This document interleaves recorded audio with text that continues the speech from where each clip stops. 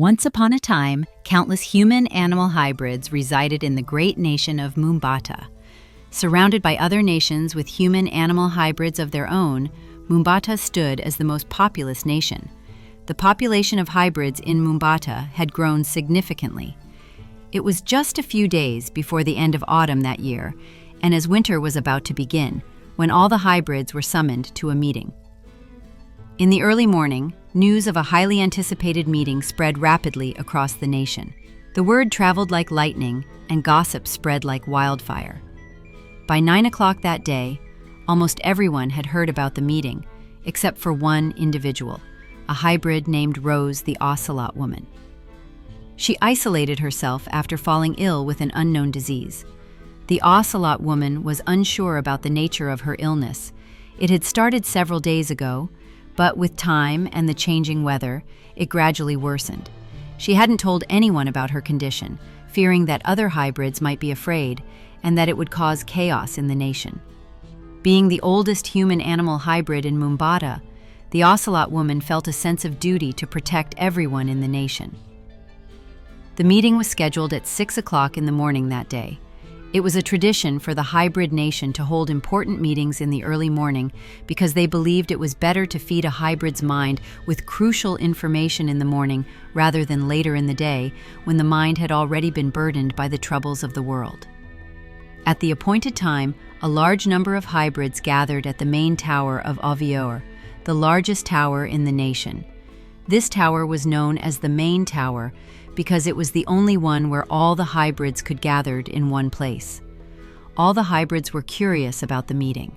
However, the strangest thing about it was that none of them knew who had summoned it. Almost all the hybrids had settled down, but settling down was not an easy task. They struggled to fit in, and to everyone's surprise, it appeared that the Tower of Avior could no longer accommodate all the hybrids due to their rapid population expansion. After everyone had found their place, Ray the goat Capricorn man strolled in last. Ray, the tallest man in the hybrid nation, towered over the others with such height that it overshadowed his fellow hybrids. Confident in his physique, Ray believed himself to be the most handsome man in the hybrid nation, despite differing opinions from some.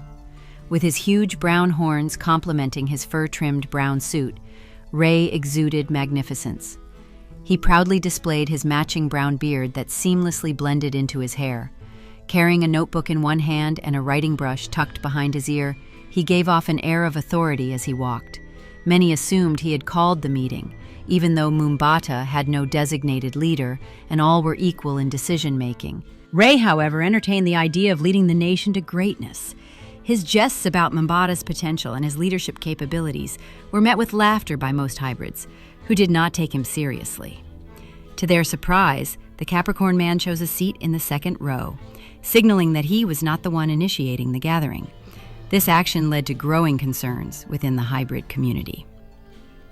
"We are all here and settled in, so who summoned this meeting, Ray?" the Capricorn man asked. Just as he finished speaking, Wallace the Turtle Man walked into the tower. He was short, with blue and brown skin, and he wore his brown round glasses that matched his big round eyes. The Turtle Man always donned his white and blue shirt with white stripes paired with a gray tie. On top of that, he wore a blue-grayish cotton-like coat that complemented his skin color. As he walked in, there was a large murmur amongst the hybrids. They all hoped he was not the one who had summoned the meeting. "He's just a little boy," some said, while others pointed out that he was too small to have summoned a meeting as significant as this, one that had captured the attention of every hybrid. It was clear that almost none of the hybrids took him seriously. Some even booed Wallace the Turtle Man as he walked in. However, the Turtle Man did not give up. He knew what he had to say was very important and would save everyone. Despite how he was treated, he continued up to the front and began to address the meeting. "Dearest fellow hybrids, I know you do not see me as someone very important because I have no fighting abilities and I am less of a talker. However, what I have to say to you all today is crucial." Just as the Turtle Man was about to delve into the details of what he had to say, one of the hybrids in the crowd threw a stuffed bun at his face and exclaimed, "Hurry, pal, we have no time for this." Wallace the Turtle Man was angry for a moment. He had considered stopping because of how he was being treated, but he fought through it and continued to speak. I have been conducting research for the past few weeks, and I have discovered that Mumbata has not just one enemy, but multiple foes. When Wallace the Turtle Man made this statement, the atmosphere in the room shifted. Other hybrids paid closer attention to his words, while some still doubted the veracity of what he was saying. After the Turtle Man had addressed the meeting, there was massive confusion amongst the hybrids. Most of them recalled that the claims made by the Turtle Man about Mumbata having multiple enemies were similar to the rumors spread by Griezmann, the Shark Man. A few weeks before the meeting, there were rumors swirling that creatures from a neighboring nation were planning to prey on the hybrids of Mumbata for their meal.